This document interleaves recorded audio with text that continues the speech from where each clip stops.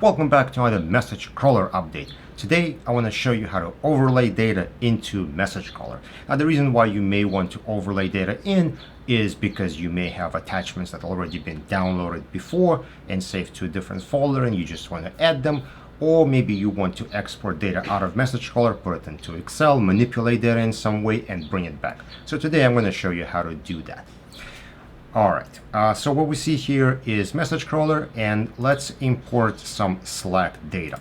But what I'm gonna do is I'm not going to download attachments. I'm going to select my channels. I'm going to uncheck this for speed and just going to load some data.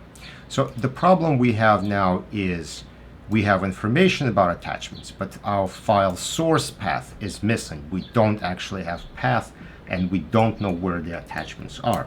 Well, the attachments for this case are going to be in this folder. So let's pretend these attachments have been downloaded in the past and we just want to associate them to existing records. First thing we need to do is identify what is going to be our link. If we look at our file name field here, it just says image.png.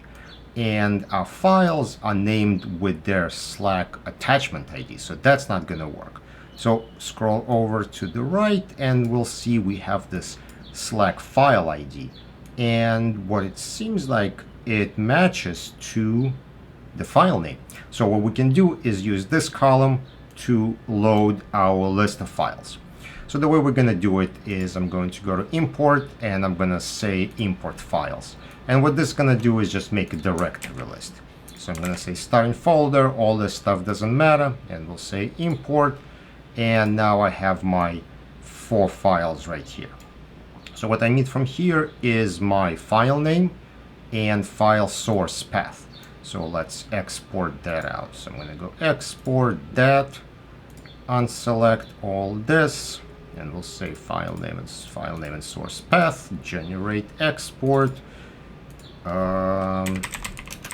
Just save it here, and now we have our cross-reference file. So next thing I want to do is I will drag and drop it into Ultra Edit, and what I want to do is change a couple of things. First, we need to get rid of extension. So a couple of ways we can do it. We can just search and replace it out. All right, being careful not to replace this guy out. That's one. The second thing I'll do is I'm going to change my fields so they match to what I have here. It's just going to make things a little bit easier. So we have Slack file ID, so I'm just going to go and say Slack file ID.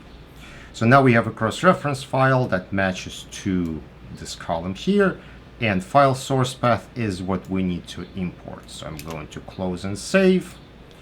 And I'm going to go to import cross-reference, going to select my cross-reference file here, and we want to import our file source path, and our link is going to be Slack file ID on the DAT side and Slack file ID on the other side. And we can also tag if we want to, so it tells us which records were updated. So I'm just going to hit import, and now if you see over here, file source path has been populated. So now we can export this data out with attachments. So again, this is really helpful if you're taking data out, or maybe you're working with Slack and someone sent you attachments in a folder, says you don't have permission to download it or don't waste time downloading. Here you go, it's done. Just link it up and use it. This is how you would do it using an overlay functionality of message crawler. So thank you for checking out this update. I will see you on another.